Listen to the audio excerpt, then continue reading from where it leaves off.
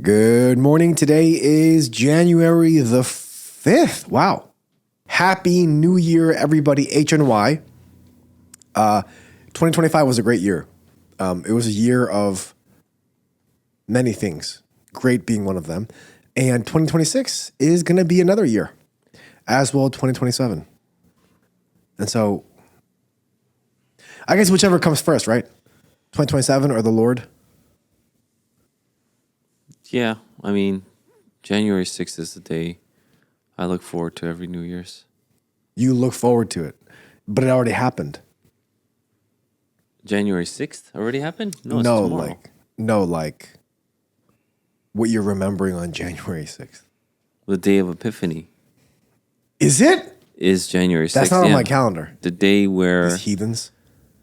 the Magi is remembered to have visited Christ. It's January 6th. Oh. Wow. And it's also 12 days of Christmas. So 12 days is over on the 6th.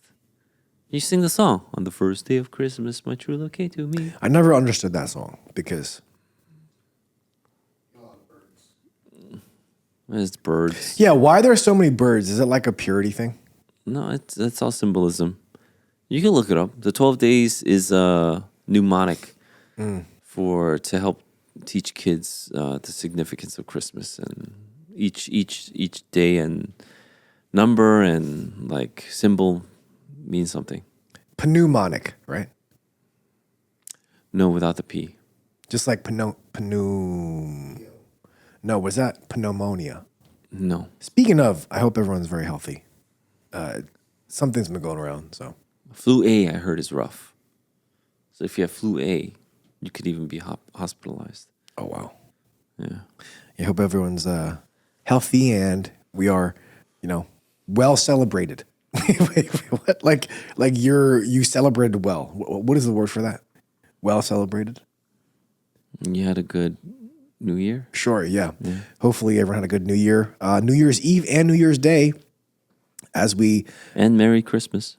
Yes, and Merry Christmas as well. Yeah. As we Today go is into the 11th January. day of Christmas. Anyway, so you got the logician? Anybody got the logician? No. 3 perfect logicians walk into a bar.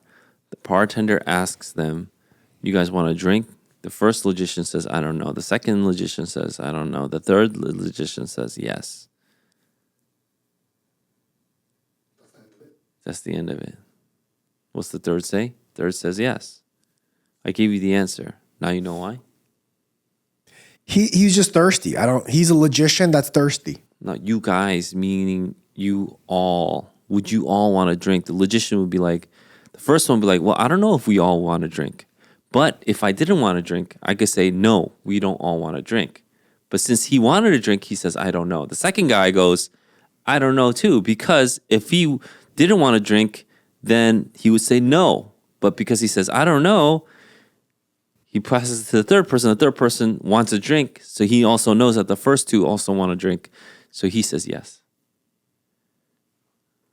Junza gets it like right away. No, I feel like Right away. the target audience for this joke, It's not a joke. and I don't want to say it. Are you going to say Pastor Paul again? No.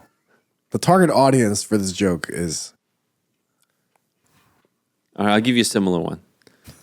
You have to really think hard, okay? Okay. What's a fish with no eyes?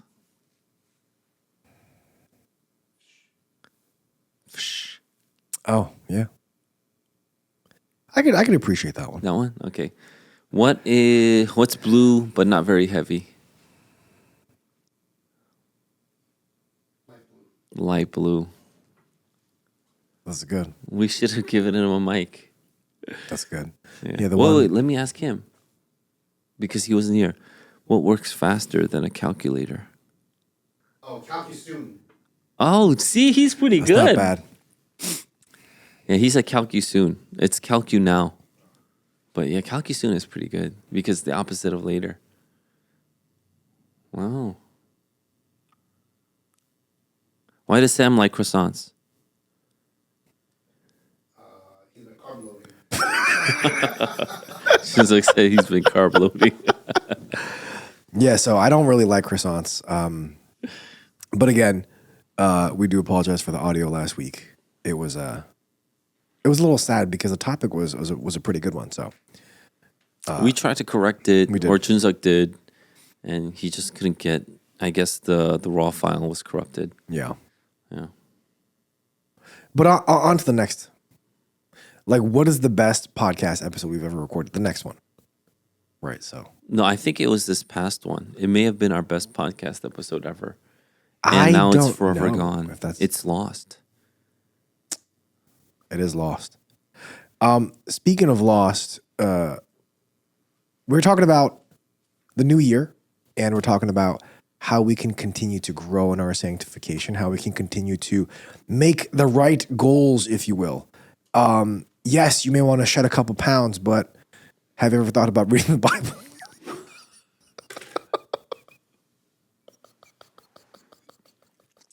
Dude, oh man, that's funny. You know what's funny? Like, on a side note, that David Kim was actually laughing At hotel. at hotel for, you said 20 minutes? Yeah. He just kept on snickering for 20 minutes. Tell him the joke, Sam, since you like this so much. There is no word in the English language that ends with the letter J. And the first comment's at hotel. No, hotel's pretty good. No, out of all the words that you could have selected, is hotel. It's pretty good. I think this year is going to be a funny year. It's going to be a good one. And you know what? No, I'm sharing way too much before the intro. So happy New Year, everybody. You are listening to the Dear Church podcast. Oh, love that will not let me go. I rest my weary soul in thee. I give thee back the life I owe. That in thine ocean's depths its flow may richer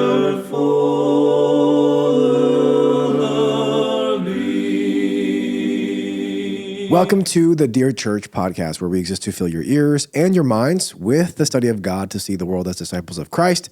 My name is Sam Yang. We have with us Pastor Eugene and Junseok and Brian as well. And we are recording the very first episode of the year 2026. And every year we have a tradition. Well, it's not really a tradition, but it's kind of what we do here. The beginning of every year, we talk about spiritual disciplines. We talk about how we can stay on track. We talk about why is it so important. We talk about just everything spiritual discipline on the first week of January. And I thought, why not just revisit that as people are gearing up to go, well, hopefully for a couple days now, in their Bible reading and in their prayer life and in just their spiritual life in general. Also probably trying to, get bigger or shed some pounds. Some people always try to do that. That's like a big thing that people do. People go on diets like in January, or they'll start lifting, or they'll start exercising, or they'll start reading, or, doom scroll less perhaps. But That's you. You said all those things for this month. That you would do all those things. I'm actually going to doom scroll more this month. What is doom scroll? Oh, until you die. To your death. What was the cause of death? Scroll. The first to go was the thumbs. And so this morning we are going to talk a little bit about spiritual disciplines. But I think, Pastor June, as we, try to start new plans or try to have new schedules or these habits that we want to instill in our lives, oftentimes it can be very difficult.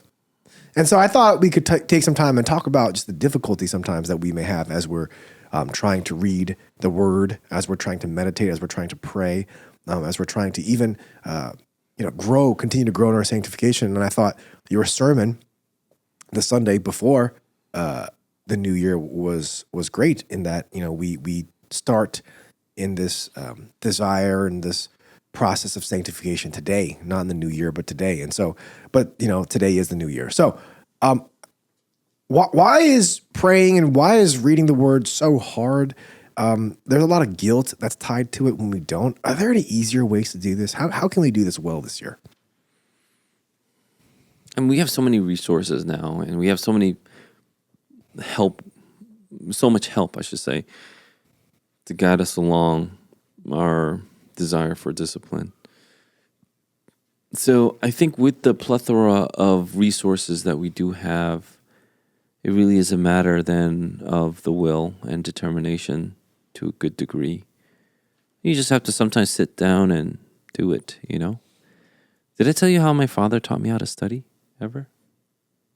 So I was this rambunctious, very active kid. I remember my parents used to say, you can't go outside to play until you finish your homework. And so I would put down my homework and finish in less than 5 minutes and then just go. I would just get through it as fast as I could. But, you know, just because you're smart or, can finish your homework fast, it doesn't mean that you necessarily have the discipline of studying. And so my dad took me to church once and he said, we're going to study. And he sat me down on, one of those on folding tables. Yeah. And back then we had the folding chairs, which was all metal, no cushion, right? And he sat me down. It was, I think, winter because I remember the seat being cold. And he said, okay, open your book. You're going to study, and I'm going to study next to you. And then so I opened the book, and I was reading. I don't know how much time passed. And I said, okay, Dad, I'm going to get up, use the bathroom. And he said, no. And he said, you have to sit here for 8 hours. He said, after 8 hours, you could use the bathroom. But, just to give you a glimpse of my past, I suppose. I don't necessarily take it as trauma or anything. It's one of those things where sometimes you just have to sit and do it. And if there's something comes up, you just have to say no.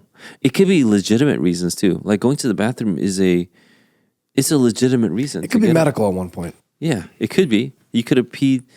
I think he was ready for me to pee my pants because, he did not want me to get up. But I didn't obviously. But it's one of those things where you recognize, like, sometimes you just have to sit and do it. There's no magic fix. That's the fascinating part is we live in a time now where we have almost everything at the tip of our fingers. It's just, you want to know something? Boom, you get it. Yeah. You know what I mean? Yeah. So I got this bread maker, and for the first time I was able to make pretty decent bread. You guys tasted it, yeah? It was pretty decent, in my opinion. It was really hard to make good bread. And someone once said to me, if you have a bread maker, it's cheating. It's like, you get a bread maker, try to make bread taste good. It doesn't taste good, even with a bread maker. In fact, it might taste less good with a bread maker. But, it was it was at my fingertips, the answer. All I did was I searched the internet. I got tips from the internet, from forums, and I also asked AI to do the search for me and give me the best recipe if I wanted this kind of result. And maybe after two more tries, maybe 3 more tries, I got the bread that I really wanted. It's not perfect, but I got the bread that I wanted. Like, you couldn't have that in another time. And this is just bread. I'm just talking about bread. If someone wants to go home and, they want to cook a pasta meal and they're like, I forgot how to make, authentic Alfredo sauce. I just want to make an Italian Alfredo sauce, not this American or Italian-American Alfredo with cream and milk. How do I make it? And then you realize, there is actually no cream in true Alfredo sauce. You look it up and it gives you the recipe. You follow the recipe and now you have an authentic Italian Alfredo sauce pasta. It's so easy, you don't even think twice about it. You couldn't do that before the access that we have now. You just couldn't. You wouldn't even think about it. You might have thought, man, when I went to Italy, I had this really great Alfredo. And that's it. You just die after just eating that one Alfredo sauce that you loved. That's it. You're dead. But now you could make it in your own house. You could order supplies from Amazon which will import it from Italy. So you get Italian, spices, or the cheeses, or whatever you want, pasta. And it's so easy now. I think Bible reading's the same. We have everything at our fingertips. What we are not doing is we're not sitting down at the table. We're not sitting and saying, I'm going to get this done, even if it takes me 8 hours. So like, what's an easier way? So what's an easier way? And then we'll keep on finding and looking on the internet. What's an easier way for me to get started? What's an easier way for me to complete? Is it possible for me to do a Bible reading plan when I didn't do it last year? Is there an easier Bible plan? And you just keep on searching and searching. Yeah. And in the end, you never do. Then you get to a verse a day. Yeah, and then I think that's bottom line is sometimes you just have to sit and start it. And that would be my recommendation. Just sit and start the program. It's like a diet. When you have it in your mind, I'm going to start a diet, it can never be tomorrow. Mm-hmm. And if you have it in your mind, I'm going to start a diet, it has to be right now. It just has to be.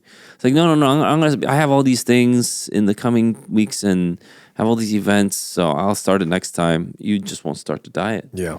You just have to start it now. So if you feel like I need to lose a few pounds, I'm getting my blood test or my blood sugar test taken, whatever. I need to diet before my exam. I don't know. It's 3 months away. I want to get healthier for whatever reason, right? Yeah, you just got to do it now. I think a Bible reading plan is exactly that.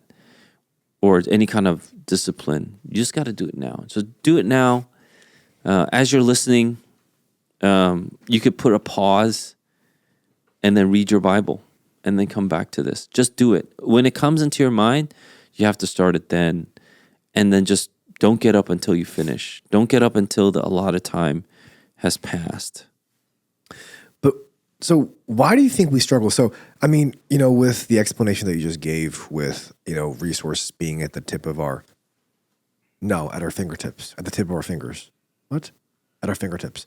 I don't think I've ever had a conversation with somebody where they said, I just don't have the resources, or I don't own a Bible, or I don't have this, or I don't have that. We all have what it takes, what is needed to faithfully study the Word and to faithfully pray. If we say we don't have time, I think we all know that we're lying about that. We do have time. So I guess why is the struggle there though? Because I think for the most part, Christians will believe that this is important. They believe that this matters. They believe that, as you said in your sermon, even on New Year's Eve, this is the important thing that we should be focusing on. And yet we spend so much time focusing on the wrong things, on things that won't last. So why do we struggle with this? Could you just kind of give us maybe some pastoral wisdom or advice on why we're struggling with this, how we get out of this funk? How do we, because, we'll be strong in January, maybe even February. But comes March, the weather gets nicer. You don't really want to read as much. So why do we struggle so much? Yeah, I think you've hit upon a good point about the human condition.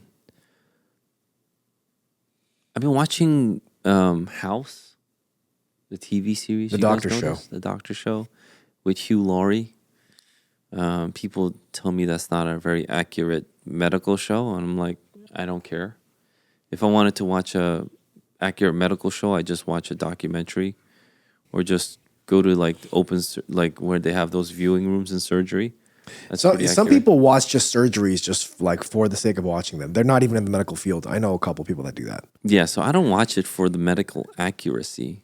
I think it has to be somewhat medically accurate. And people used to tell me, if you really want something medically accurate, you should watch Scrubs.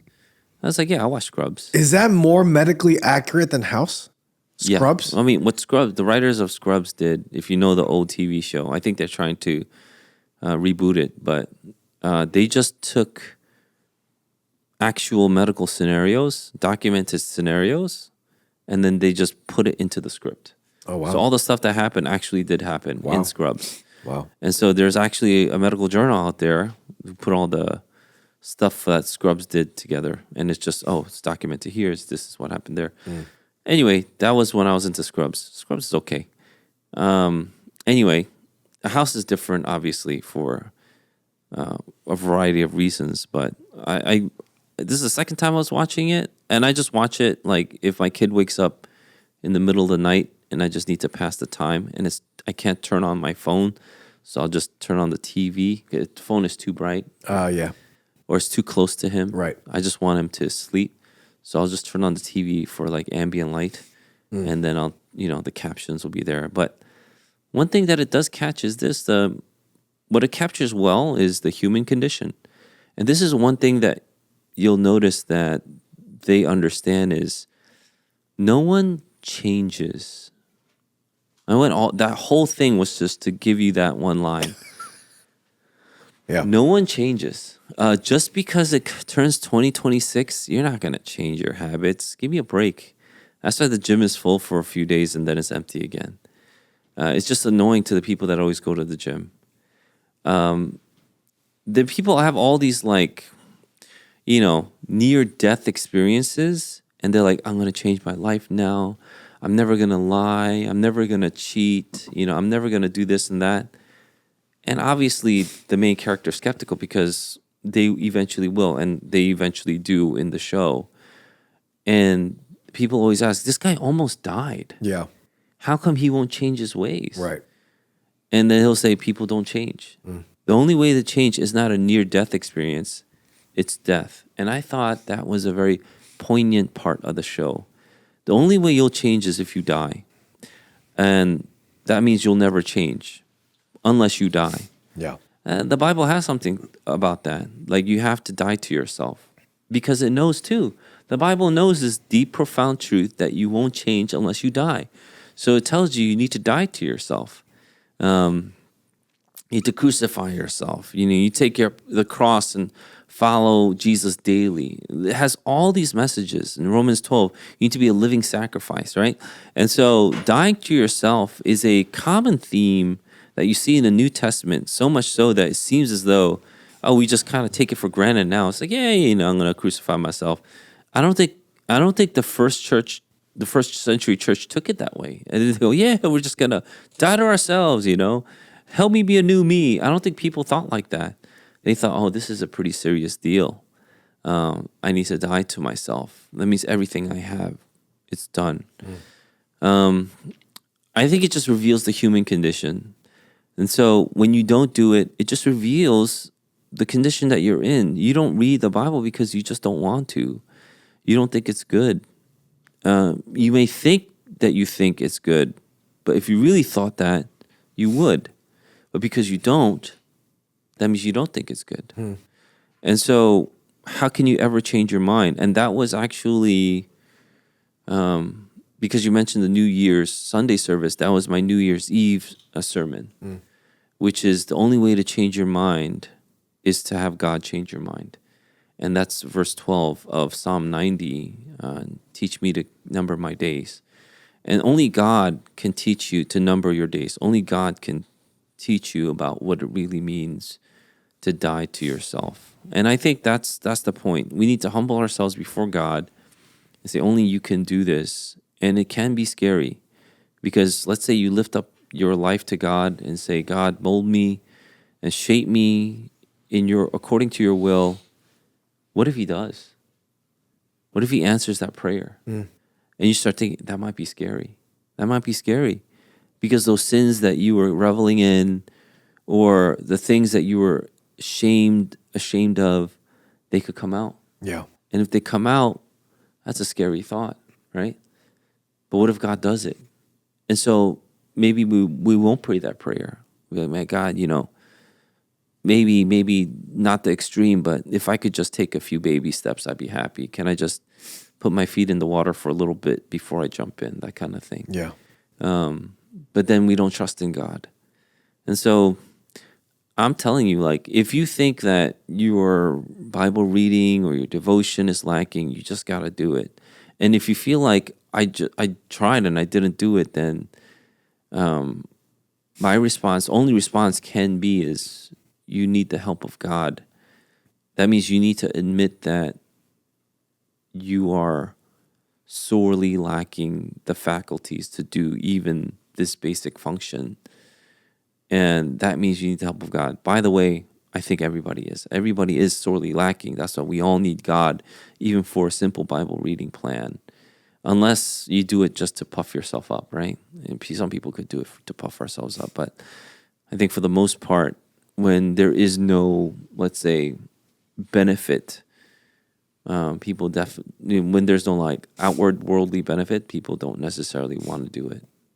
So I guess kind of going along with what you just answered with, is there a difference between discipline and devotion? And the reason why I ask this is because I think oftentimes people have this notion that you should want to read the Bible, and that should be like the sole reason for your reading of the word. Like you should want to do it. And perhaps people might even think, you know what, I'm going to wait. Like you just said, I'm going to pray for the heart to want to read. And then when I want to read, that's when I'll read it, because I want this to be more of an act of love rather than God saying, hey, you have to read my word. This is, it almost seems legalistic in a sense, right? So if I said, hey, I'm going to read 30 minutes of the word every single day this week, this year, and I get to 29 minutes, 50 seconds, and I'm counting down 10, 9. It just seems legalistic. It just doesn't seem like I really enjoy it or love it. Like, do I have to love reading the word? Will I eventually love reading the word? Or is there an aspect of you just need to do it because this is what is correct? Yeah, it's like when you don't love your job, should you show up? Should you job your love? Yeah, don't love your job, job your love. Yeah. Is that the right phrase? I forgot what it was. I think it's love your job and job your love. Yeah.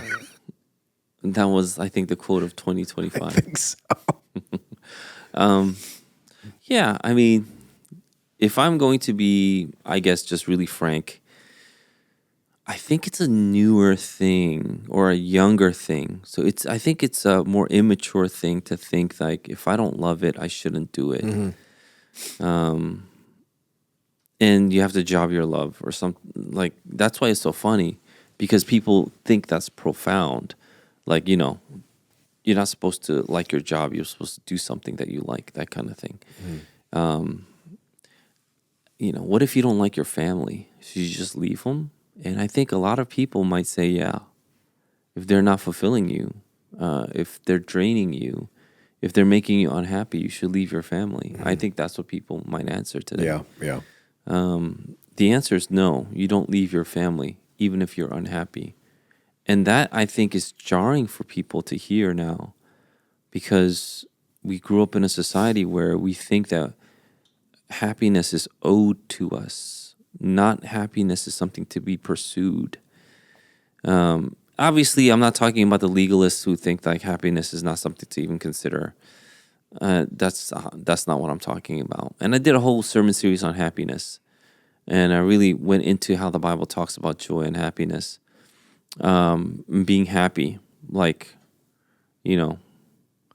blessed. Makarios. In the Beatitudes. It just means happy. You should be happy. And so that's what we ought to be doing. We should be doing things, obviously, that brings us joy. But there are so many levels and elements to it that I do not know if we've gone over it, but we'll just have to keep on going over it, I suppose, because there's delayed gratification. That's a very Protestant ethic, by the way. Mm-hmm. Delayed gratification, that's compound interest, You don't use something now so that you can save up and buy something bigger later. That's delayed gratification. So what is that? What do you mean by happy? What do you mean by like joy? Because that's also joy. So you could be unhappy today for a bit because in the end, you're like, I can save up to buy a house instead of buying, your Labubu doll and putting it on your shoes. Wait, you've been kind of hating on this Lafufu. So what is it? I don't know. I heard Labubu dolls are expensive. Is that true? It's very expensive, I think. Yeah. And so I saw it in the hospital. They're very popular. They're... Yeah, and so where were we? Labubu. Yeah, delayed gratification, yeah. Yeah. I mean, there's different levels, right? But then, there are times when you'll feel like dirt and you won't feel good doing it. but you will do it because you know that it's good for you. I don't know. I don't know what else to say. Like, if you don't know that, that means, look, people listening to this know it, but we live in a society that is more going towards the line of, I do not want to do this for my soul because it's just too much. So they'll do it for, let's say, their physical features. So they'll go to the gym even though they don't like it, and they'll develop that discipline. But they won't do it for their spiritual souls. And that goes to show you something. It goes to show that you don't care about your soul as much as your body. So that's why you want to do certain things even if you don't like it. You'll do it for your body, right? Because of vanity. So you'll hit the gym on 1/1 and then you'll be like, I'm going to keep through it. And I bet some people still go from January 1st all the way to the end of the year. I bet some people actually do that. That's not the point, is it? The point is what lasts. And what do you mean by, like, spiritual discipline then? Is it just reading the Bible? No, man. What I mean by spiritual discipline is everything that the Bible says that we ought to do. And that does mean growing in wisdom. And you do things that you don't like when you're, training and when you're maturing. You wake up in the middle of the night to feed your kid because the kid's important, even though you don't like it, right? This is even more important than feeding your kid. How about that? More important than feeding your kid is you need to take care of your spiritual body. And when you don't, then I think that's when everything crashes down. This is a stupid question. But I can imagine someone asking this. You talked about the importance of your spiritual life and how you need to be taking care of your spiritual life above and first above your physical well-being. But who says Bible reading and prayer are the only things? Like, why are you Catholics don't think that. Like, why are you so focused pray the rosary. on like I go to church, I go to AMP sometimes if I wake up. Why is it so so Bible reading, so prayer? Like, that's so legalistic of you to think that I have to do these things. And that's what makes me a spiritual person, or that's what makes me think that I'm prioritizing my spiritual walk. Like, why these two things in particular? Why? Yeah, prayer, the teaching of the apostles, which we say Bible reading, the breaking of the bread, and fellowship are the four things that we saw in Acts 2:42. It's what the people of God understand. And it's not just there. It's in the Bible. It's all over the Bible. Paul even talks about it, about, how we're supposed to sing spiritual songs to one another. Yeah. And pray for one another, edify one another. There are things that we ought to do because those are the things that mark us as Christians. The first century church was marked by those things. I don't know what you mean then by saying, oh, this is legalistic if I do it. What's your marker of being a Christian? Oh, it's just, to love each other. To do good deeds, because good deeds, right? Yeah, and I think that's one of the accusations that people have against the Reformed tradition. It's like, hey, you guys are so focused in your little tower, learning all these different theologies and reading the Bible. How about actually going to the ground floor and doing the things you're reading about? How about focusing on that this year? Yeah, I like that. I like it because in 2026, we have now come to see the fruit of that philosophy. New York City is home of maybe the most 501c3 nonprofits. There's so many nonprofits in New York City running. New York City is a black hole of money. It is poo-poo land. When it comes to actually helping people. Yeah. There's so much crime. There's so much death. There's so much negligence. There's so many homeless people. Even though they poured so much money into New York City with so many nonprofits, why is that the case? They're on the ground floor. They're running things. In 2026, it's hard for someone to still ask that question honestly. Because we see what happens when you're like, I don't want to do the Bible stuff. I don't want to do this discipline, but I want to go and help people because that's what the Bible says. I just want to help people. I want to help my neighbors because that's what the Bible says. So they go, what happens? And why are we surprised that there's so much scandal, that these nonprofit organizations have these CEOs and other chief officers that are making they're making upper level six figures from nonprofits? I don't know, first of all, I don't know how that makes sense. Or how does that make sense? You're a nonprofit trying to help the poor. You're getting $500,000 a year, and nobody is less poor from your work. And then, you keep on getting donations. People give you money because, who knows, for whatever reason, you have good donors or you have good networking or, people want a tax break. Whatever it is, right? People do that. Now we see it. So without the foundational values that the Bible holds to and teaches you, you keep on going this route is, I think I'm better than you because I'm just going to give to the poor. I'm just going to go to the ground level and work.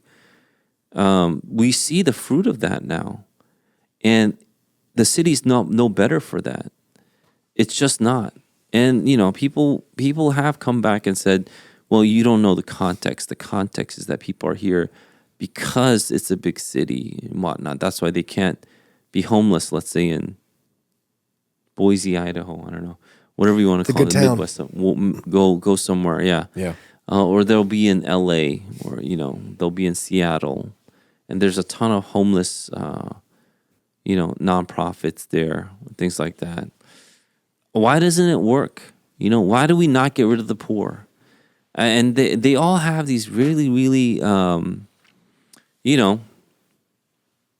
like dreams. They're these ideas that are really out there, like we're going to eradicate poverty in our generation or something like that. Yeah, yeah. How come it's not even close to being eradicated? And so, I remember, I forgot which city it was. I forget it was San Francisco or San Diego, one of those two. Definitely SF. They said they're going to get rid of homelessness, and they poured in millions of dollars. I think I mentioned this once. Millions of dollars, and you could look this up. And they came back with the result that nobody was not homeless because of their millions of dollars. They said one, and then that one didn't last or something like that. Yeah. And then so you poured in millions of dollars into a program and not one person to eradicate homelessness, and not one person is not homeless because of this. And then you realize something. You realize like pouring money into it, just thinking that you're just going to do groundwork doesn't do it. Peter in the beginning of Acts would go, is it Peter and John in the beginning of Acts, right? Would go, and then they would see a cripple begging for money. He said, I don't have silver or gold, but I do have this, in the power of Jesus, I want you to get up. I mean, it's basically pointing to the gospel, saying, even without money or gold, let me give you something. Let me give you something of far greater value, which is the gospel. And then, we give them what we have. That's what the church shared. I'm sure if that cripple joined the church, he would have also been part of the share that the church got when Barnabas sold his field and then spread it throughout the church. And so that's exactly what happened. Jonsuke Bibi, he's a great producer. So you can tell people about that one. So the story that you were talking about is $20 billion were spent and only 2 people were housed. And this was in August of this past year. Actually, on my birthday, this article's from. You mean my son's birthday? Got him. That's also, both things can be true. And this was in LA. And how they were trying to solve this homeless problem. And they thought that it was a housing problem. Yeah, they wanted to tell people, like, we'll just give them new names. We'll call them the unhoused instead of calling homeless. Yeah. As if the homeless just needed a house. You just get them a house, they're good. Oh, that's not going to do it. You just got to get them a house and get them steady income. That's not good enough. Get Get them a house, give them income, give them food. Oh, that's not going to be enough? It's not. But that's the point. It's not enough. And so what can they do? They don't have the solution. See, the government can't do stuff like that. That's not the role of government to house homeless people. I mean, just read Romans again. Romans, is it 12? 14. Right? Yeah. 13, excuse me. Just read Romans 13 again. There is a role that the government has, and it's not housing homeless. Who does that? Unfortunately, I think for our society, these nonprofits have taken over thinking that they could solve the issue. And I'm telling you, they can't and they won't. They need the gospel. And only with a change of heart can people be freed from, let's say, things like poverty. And even then, you may not be freed from poverty, but you'll be saved, right? That's my point.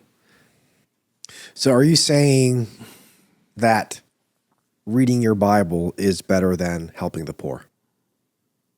I think you need to help the poor, and I think you need to read your Bible. I don't know why they're pitted against each other. I think if you read the Bible, you will help the poor. But if you think you're helping the poor without reading your Bible, I don't know what you're really doing. Yeah. That's my point. Yeah. And I think this is where people may disagree with. They're like, no, helping the poor is helping the poor. But I'm telling you, now in 2026, I hope that you see that all these people who think they could do charity work without true charity. And again, this is a word that Augustine really used a lot in his writings. Charity, right? Instead of love, right? You write word charity. I think that's in the Vulgate. That's why. But I don't think charity is possible without love. And I don't think there is real love without knowing who God is. It's just impossible to me. And that's what this nation was founded upon, this understanding of true charity, love, because the nation knew who the creator was. India doesn't know that. Like the nation of India, they don't know that. There's still a caste system in India. Yeah. There's still a caste system called the untouchables. How come all these social justice warriors don't go to India and be like, you have to change this caste system?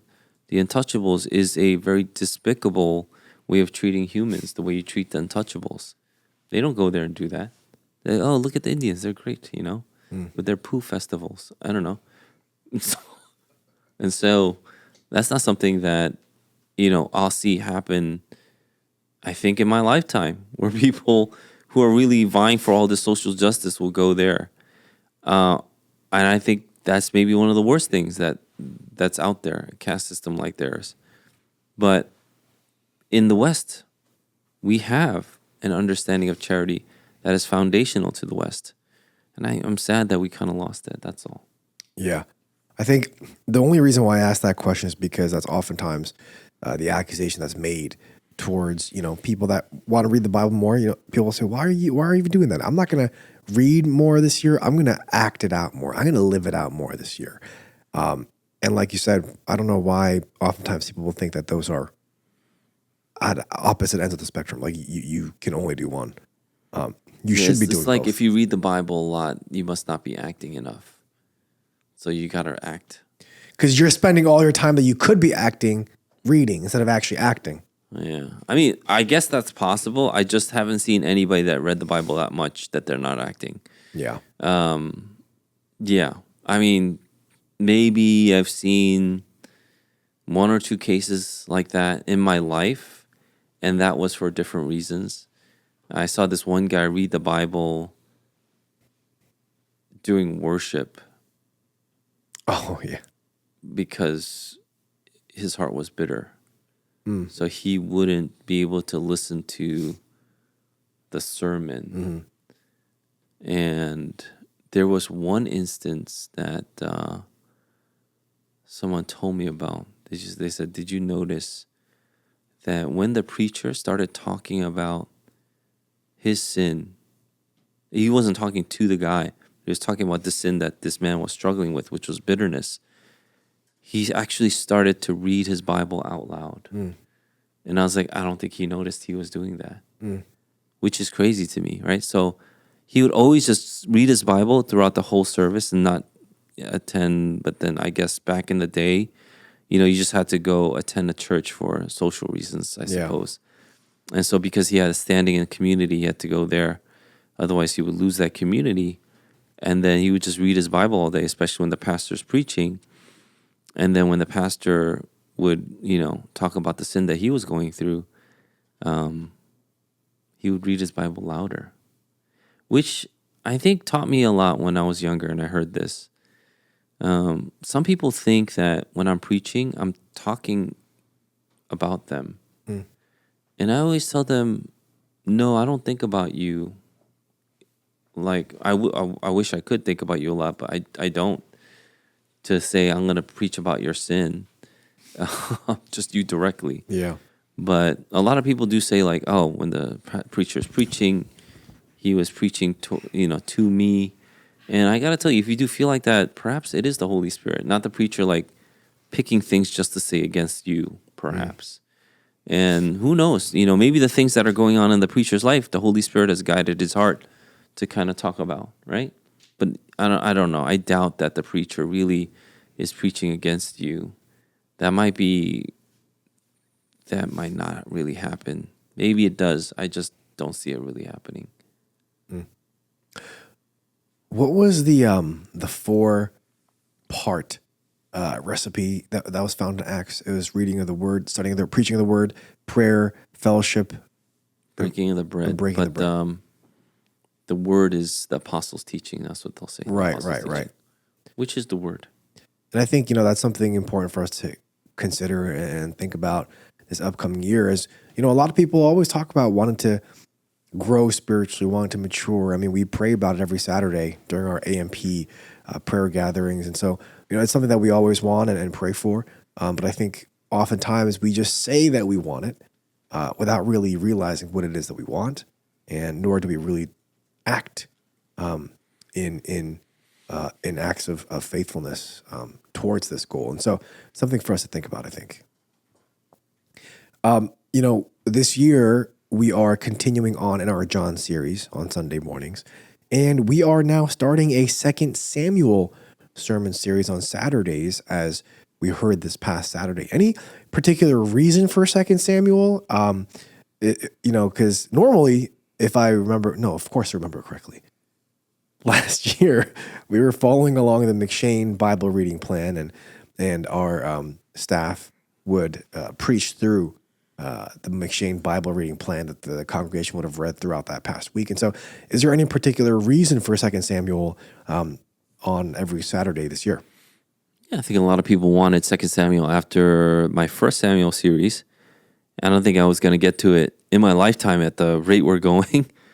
But I thought that, I could use the staff to help me also on Saturdays, and then we could get to it.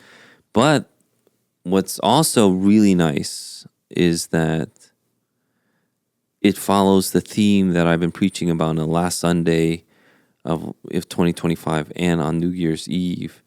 And the sermon series title is Out of Every Adversity. It comes from the 4th chapter when David talks about how God does protect him out of every adversity. Out of every adversity, it's God can bring about good. It's actually, a theme also in Genesis chapter 50, verse 20, when Joseph said, "You wished evil for me, but God meant it for good."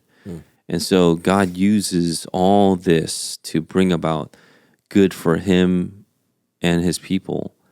And so out of every adversity is the words used in 2 Samuel chapter 4. And I thought it was a really good kind of theme to carry from our final Sunday of 25 into 2026. And I think it's going to be pretty exciting. If you're listening to our podcast and you want to listen to the sermon series, it won't be on Spotify and it won't be on Apple Podcast, but it will be on our CGS app. So all you have to do is, if you don't have it already, just download CGS NJ. Just look that up in your app store, either Android or Apple, CGS NJ, and our app should be there. You could download the Yeah. app, and you could listen to it out of every adversity, ad free. Everything that we have is ad free. Ad free, unless I Unless make we get an ad. sponsored. Unless we Oh, get sure. sponsored. I might right? just do an ad read that we're not sponsored by. Sure. Yeah. Yeah. Magic Mind tried to sponsor us, but Sam didn't like the product. It just didn't do anything. It was magical how it did nothing. Like the ingredients should have done something. We did have did Celsius nothing. for a good while, though. For like a year, I Not think we as drank like an Celsius. not as like an ad read. We just We just just drank drank it. Thank you, Pastor Gene. And I think, just to kind of close off this section, I did want to kind of wrap it up in a way where how do we reorient our I minds? like that word, orient. Thank you. How do we reorient? How do we reorient our mindset, our posture, so that these spiritual disciplines are a delight, not simply duty? And I know you mentioned that it has to be a work of the Holy Spirit, but is it something that we should be praying for, that we can pray for? How can we make sure that these things that we do throughout this upcoming year, in our reading, in our prayer, in our gathering, that it is a delight? How can Sunday be the highlight of our week, and not, like you said, just a social thing that we have to do to keep our status within the community? Well, if I'm speaking to the congregation at large, I think something that I've noticed is when you really have a tough time in life and you're going through a dark season and, your relationship's not working well, you have all these issues, you're concerned, you have anxiety popping up, maybe sin in your life as well. I think a lot of times it is a lack of thanksgiving. So when you're supposed to give thanksgiving, you're supposed to give thanksgiving in every circumstance, right? And then the preachers always make, that notation. It's not for every circumstance, it's in every circumstance, right? And while that may be the case, I think the more important part is you give thanksgiving. You give thanksgiving. And you're supposed to give thanksgiving no matter where you are, no matter what you're going through, whether high or low. Whether you're short on rent this month, you may not be able to pay your bills, that kind of thing. No matter what it is, God has called you to give thanksgiving, give thanks. I think one of the things that I have noticed is when you are in a place like that, a lot of times people think, oh, it's harder for me to give thanks. But if you do not give thanks, then you'll see those seasons especially dry with nothing that will come out from it, because your heart won't even be able to recognize any grace that God is extending, because it's just full of bitterness. And that's a really tough one for me to kind of watch from where I am. When people go through really tough seasons, they'll grow in this bitterness. And I noticed that they can't be thankful. They just can't be thankful. If I go, well, what can you be thankful for? They'll go, nothing. I'm not thankful for anything. Right now, I can't see it because my life is so hard.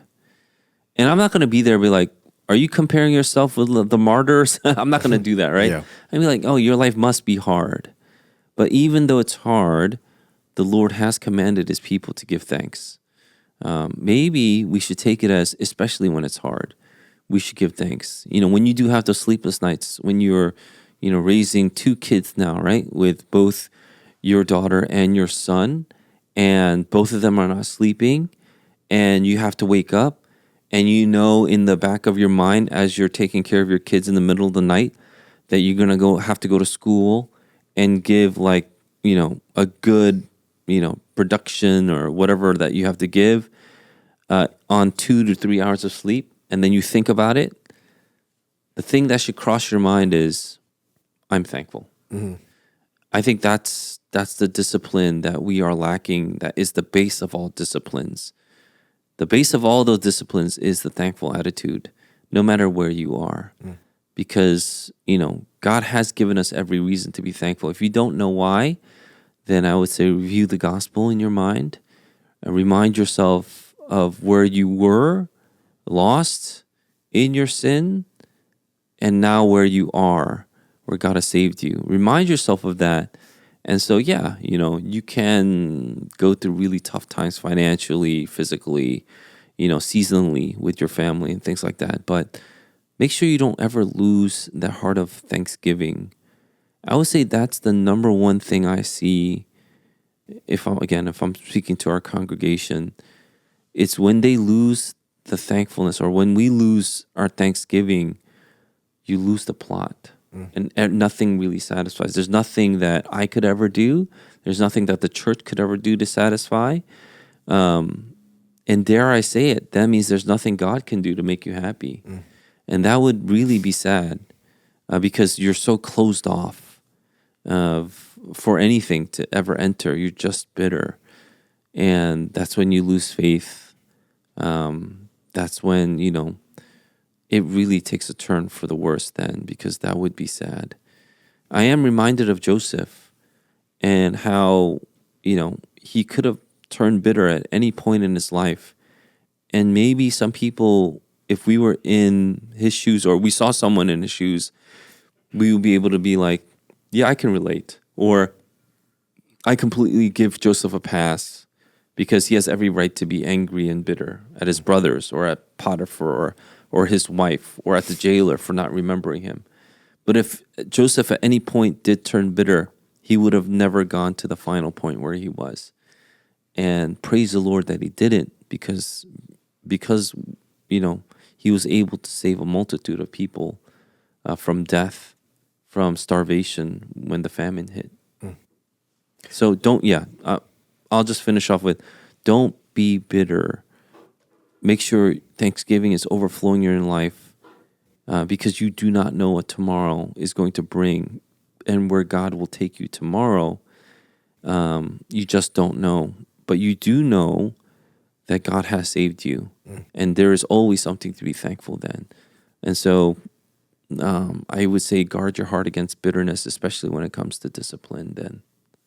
I think that's a wonderful way of ending this segment. The discipline of thanksgiving, undergirding our spiritual disciplines. On to our next segment for this morning, and this has to do with what we had just talked about in spiritual disciplines. Kind of. This is our current events.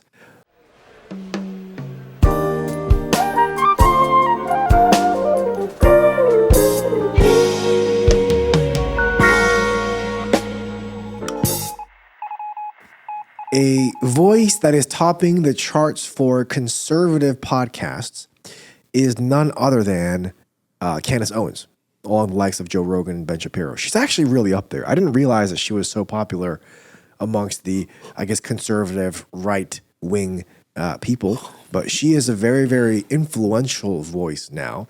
And as of late, she's had takes that are quite, what's the word? The word is spectacular in the sense of it's really a spectacle. The question is, I think oftentimes when people, start the new year, they're like, I want to, do this. I want to listen to more podcasts. I want to read more books. I want to be more in tune with what's going on in the world. And I think, if you are a Christian, a conservative Christian, you tend to lean towards the conservative media outlets and whatnot. And I think Candace Owens will pop up at one point. And I guess the question is, how do you, as a Christian, discern between what is politically conservative versus what is biblical? I think oftentimes people think that the two are aligned, the two are the same, especially if they listen to Candace Owens. They're like, whoa, what's going on? Is this all real? She's conservative, so she must be a Christian. She's conservative, so I probably should support what she's saying. But is that always the case? How do we know the difference? How can we tell the difference? Well, I just looked it up for you. Candace Owens' podcast experienced significant growth in 2025, especially the late 2025 after Charlie Kirk's murder. Yep. And by December, it was the most downloaded podcast in the United States, ahead of Joe Rogan. Mm-hmm. And even Oprah Winfrey, if you're on that. She has a podcast? Yeah. Whoa, she has switched mediums. I didn't even realize. How does she give out cars on podcast? Like under your seat, like you have to look under your chair as you're sitting and on your couch? Yes. Or you're driving the car. She's like, that's yours. Anyway, hotel. How easy was that? Anyway, her rhetoric is something that we could talk about, but I just want to talk about her ratings. As of January 1st, which is what, is today the 2nd? The day that this podcast will release on the 5th, so 4 days ago. Yeah, so today's the 2nd. Yeah, as we're recording. As of yesterday, commentators reported had fallen to number 28. And so on platforms like Spotify. Yeah. And I think it had a lot to do with maybe the America Fest, maybe even like Ben Shapiro calling her out and saying what he said. I'm sure Nicki Minaj shot up, though. Yeah, she's your girl. No. Yep, that's not. No, she's a rapper. Yeah, but it's something that I think was kind of fun to watch for a little bit because you know that, I don't know, watching her, you know, with all the things that she said, she thought she was gaming the system and that she knew how to reach the top and stay at the top, but it was very short-lived. If it's true that she dropped to 28, that means in less than a month, she went from number 1 and is now 28 and continuing to drop. So that's something to think about. Like, you know, you want to reach the top, you'll do whatever it takes, even if it means lying and putting out these really salacious headlines and saying these things which have no bearing on the truth. There's no evidence, but you'll call it evidence. Or you'll say, I'm just asking questions. Like, why can't I ask questions? It must be because, you know, you killed Charlie Kirk or something like that, right? You have something to hide, you know. But no, that's not the case. You can't just say stuff like that and maybe get away with it. But her rise and fall, if this is really the fall, is something noteworthy because of how short-lived her rise was. But, you know, after listening to her, I have to say that I do not think that she is conservative. I think that she knows how to game conservatives and speak in a way that makes it look like she's conservative and talk in a way that attracts conservatives, but I do not think she is conservative. I hope that makes sense. Yeah. Conservative values would technically be telling the truth. I think that would be like the baseline of what a conservative should be. You have to tell the truth, no matter what the cost. And so the fact that she didn't do that and she continuously lied and continuously, you know, promoted conspiracy theories like, what was it that she said? I haven't really watched her, but I heard some of the stuff she said. Like, if you were wearing this color shirt during Charlie Kirk's Probably blue. assassination, then you were part of the whole conspiracy.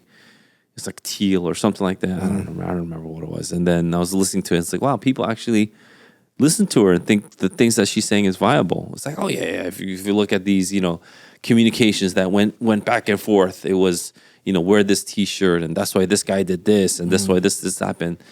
There was no actual evidence. It was just like connecting the dots, these make-believe dots that you make up. And so that was unfortunate that so many people did follow her. I think people are kind of seeing through it.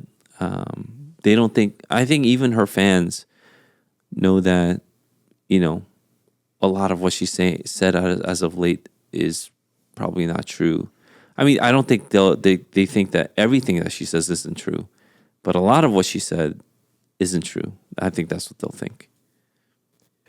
I think that's helpful because she was very, very popular, like you said, at the end of the year. And I think we just have to be careful and how we sift through the information that we receive, even, you know, especially as this is a new year and we may have different resolutions and whatnot, just to be able to look through all the media and really seek truth.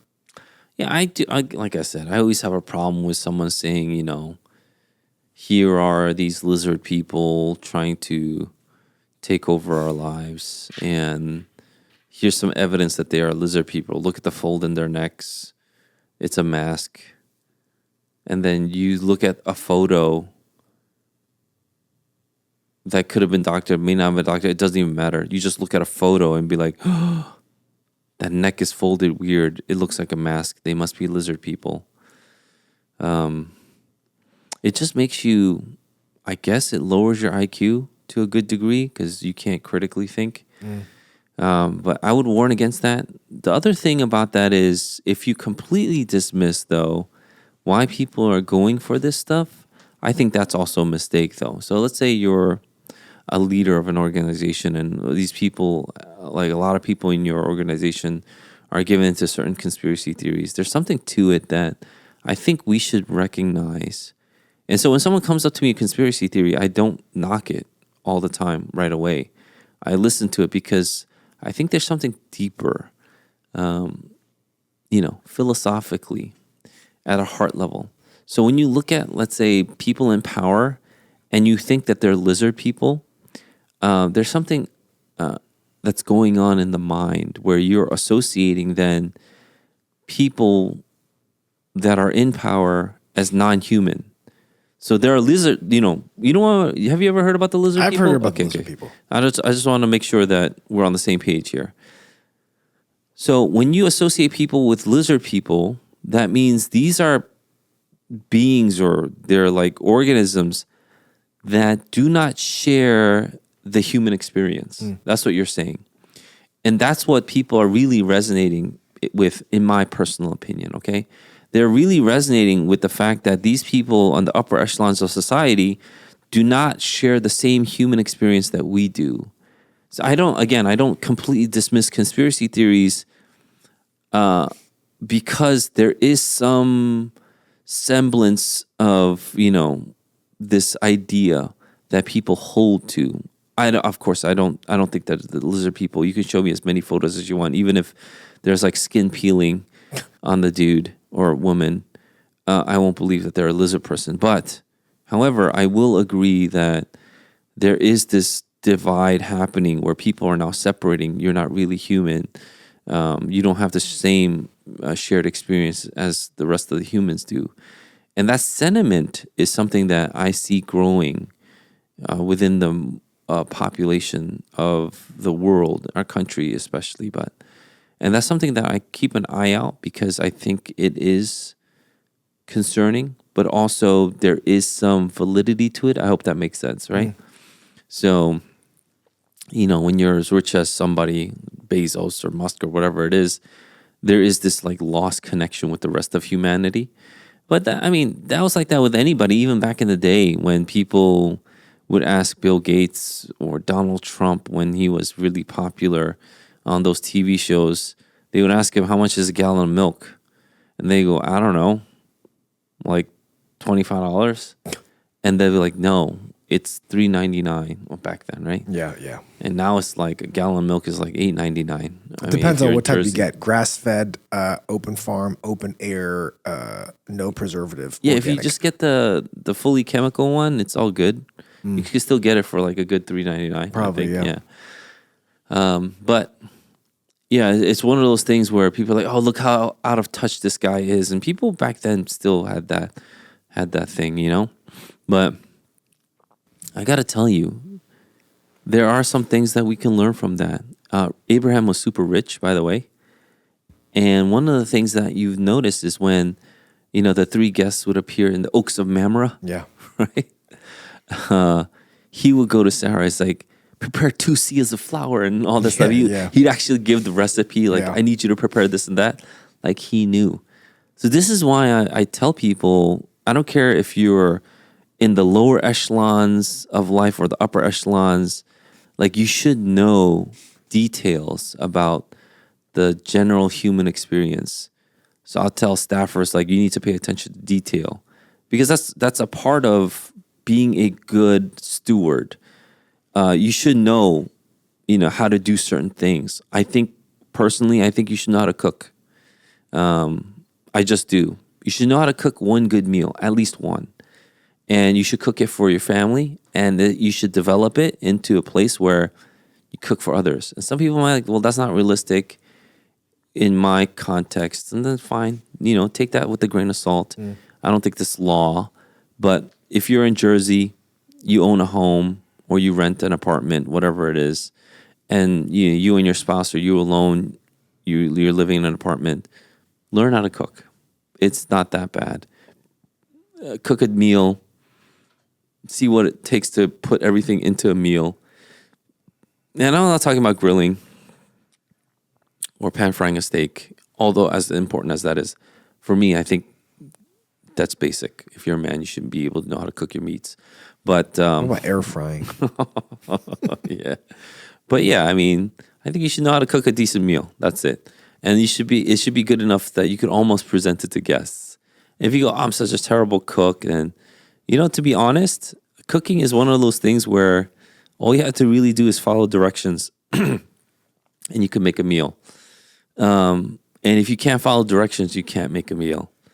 So I would recommend that, things like that. Those are like little bits of wisdom, perhaps, that you could take for your life.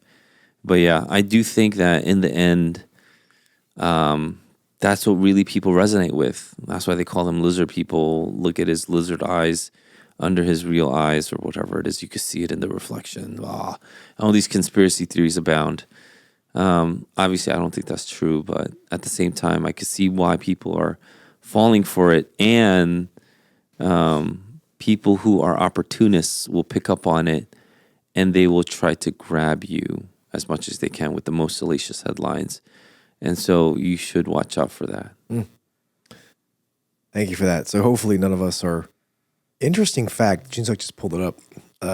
2013, there's a survey by Public Policy Polling. This is 13 years ago. But still, 13 years is still crazy because 4% of Americans, or about 12.5 million people, believed in lizard people.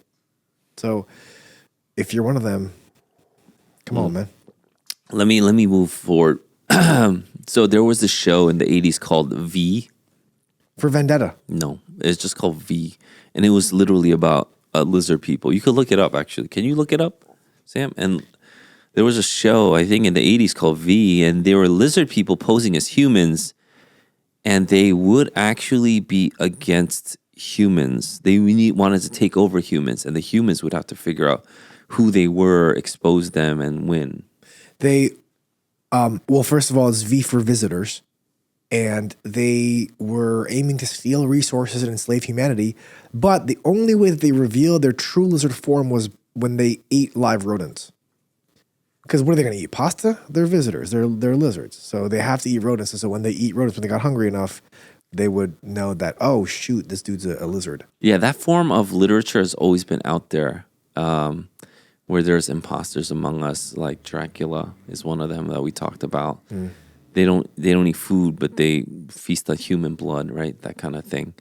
And so to us, it should be disgusting. It should kind of make us, kind of squirm, that kind of thing. And so that was V. Right? There was a reboot of it in 2009 to 2011. So a V? A V. That's interesting. Oh, I've seen this lizard.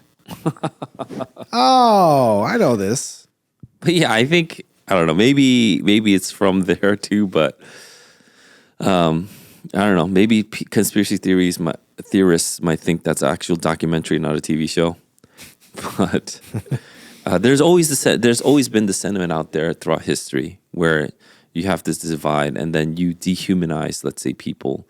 But at the same time, the rich really don't know what it's like to buy a gallon of milk at a store. It's fine, Is that really necessarily a part of the human experience? And so those are things I think people go through. But I guess the main point is opportunists will pick up on that and try to steal your attention and give it to them, right? And so I do believe Owens is one of them, and then somebody that you probably should watch out. Yeah, something just for us to keep in mind as we go through this new year, as we seek to grow in discipline, as we seek to grow in holiness, something for us to keep in mind, to seek the truth and to say nay to the naysayers, the not truth people. the non-truthers, the lizard people, if you will. If I will. Thank you, Pastor Eugene. And we thank you for listening to this episode of the Dear Church podcast. Happy New Year once again. We hope and pray that this has been a blessing in your ears. Fight the good fight, finish the race, keep the faith. Peace.